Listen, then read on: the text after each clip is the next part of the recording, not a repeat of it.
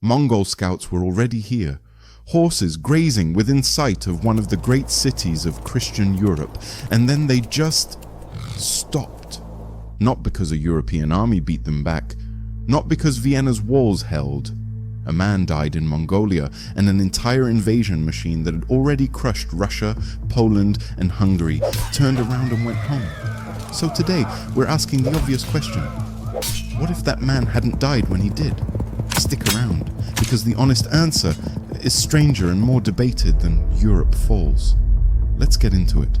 By 1241, the Mongols had already spent 4 years dismantling the Russian principalities one at a time, exploiting the fact that Kievan Rus was a patchwork of rival cities, not a unified kingdom. Then they split their forces. One army crushed a combined Polish and German force at Legnica. Another, led by the general Subutai, arguably one of the most effective military commanders in human history, annihilated the main Hungarian army at the Battle of Mohel. Europe wasn't ready, and not just militarily, politically it was hopelessly fragmented. Rival kings, a Holy Roman Empire that was more a loose alliance of princes than a unified state, and a papacy more focused on its own power struggles than organizing a continental defense. Mongol armies also had tactical advantages most of Europe had never encountered. Coordinated horse archers, feigned retreats that lured heavy cavalry into traps, and messaging systems that let separate armies coordinate across hundreds of miles. Hungary fell in weeks. Here's the hinge, and it's worth understanding why this specific event mattered so much. Ögedei Khan, son of Genghis Khan and ruler of the entire Mongol Empire, died back in Mongolia. Under Mongol political law, every prince of royal blood and several of the commanders leading the European campaign were exactly that, was required to return home for the Kurultai, the council that would choose the next great Khan. This wasn't optional. Succession in the Mongol Empire wasn't just important, it was existential. Skipping it risked the empire fracturing entirely, so Batu Khan and his commanders had a real choice to make.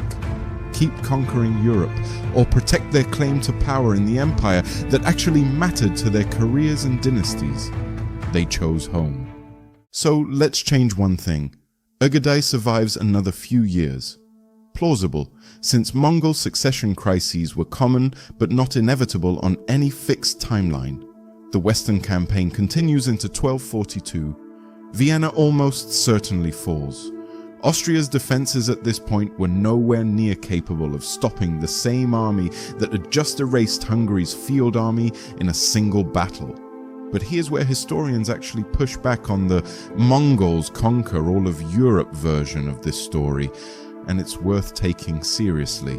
Mongol military logistics depended heavily on vast grasslands to feed enormous horse herds. Each Mongol soldier traveled with multiple horses. Hungary's plains were perfect for this. Western and Central Europe, dense with forests and fragmented farmland, are much less suited to that kind of campaign. So the realistic alternate path isn't Paris falls. It's Austria and Bohemia absorbed into the Mongol tributary system. The fragmented Holy Roman Empire's eastern principalities forced into submission or tribute one at a time. The exact same strategy that worked on Russia. While a deep push into France or the Atlantic coast becomes progressively harder and less likely the further west it goes. The Mongols rarely ran conquered territory directly day to day. Their actual model, used successfully across Russia for over 2 centuries, was tribute and local rulers kept in place under Mongol oversight, not full occupation. Picture Austria, Bohemia and Hungary functioning similarly. Local rulers retained, but paying tribute and answering to Mongol authority. And one underrated consequence.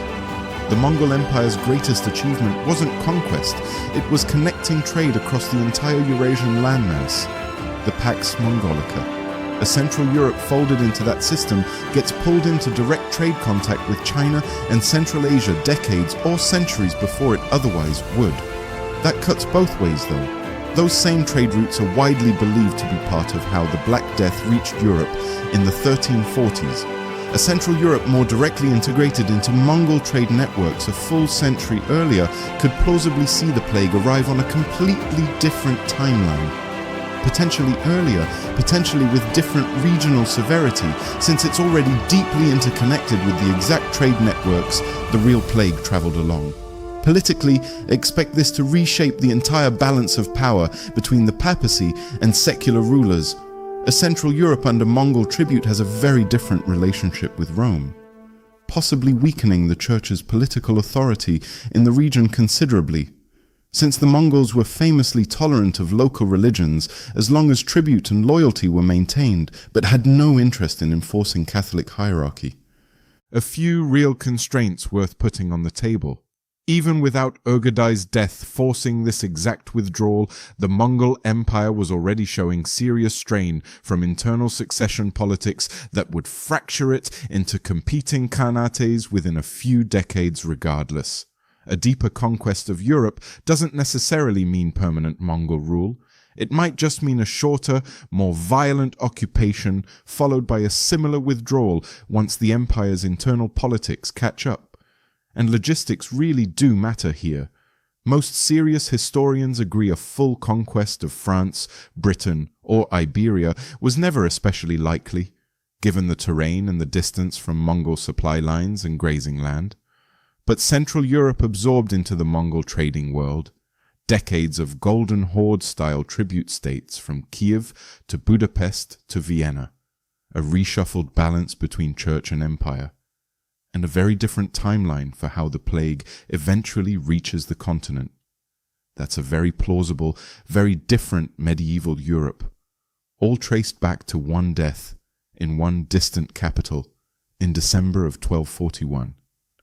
If hinge points like this interest you, one death or one decision quietly redirecting an entire continent, I've got other videos in this series covering similarly sharp turning points across African and Middle Eastern history, linked right here.